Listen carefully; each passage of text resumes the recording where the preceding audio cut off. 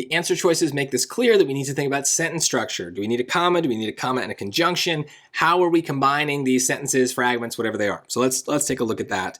I'm not even going to bother with anything else. I'm really just focused on the sentence with the blank because everything here is going to be about the structure of that sentence. So all the sentences that come before it, they're not affecting the structure of this sentence that we're in. So I'm not going to bother.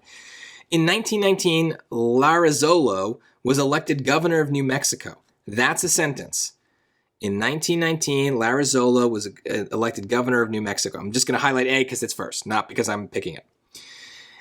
And, or not, in 1928, he became the nation's first Hispanic U.S. senator. So that's another sentence, okay?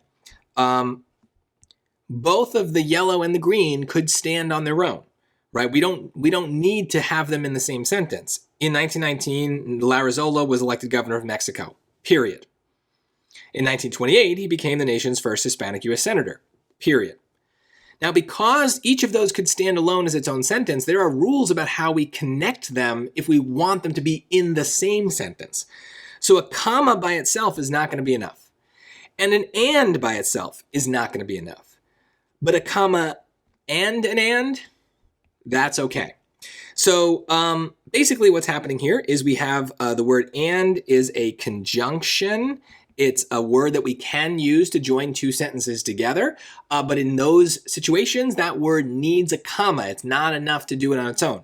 Now, the word and has lots of other situations in English where we can use it without a comma, but it really on the SAT, we're focused on these like joining sentences and building sentences. So whether or not the comma is there is really about sentence structure. So try to think of what else is going on in the sentence. What is a complete sentence that could stand on its own? What is a fragment that's just attached? That's how we're deciding whether to use commas, conjunctions, combinations of the two, other punctuation marks.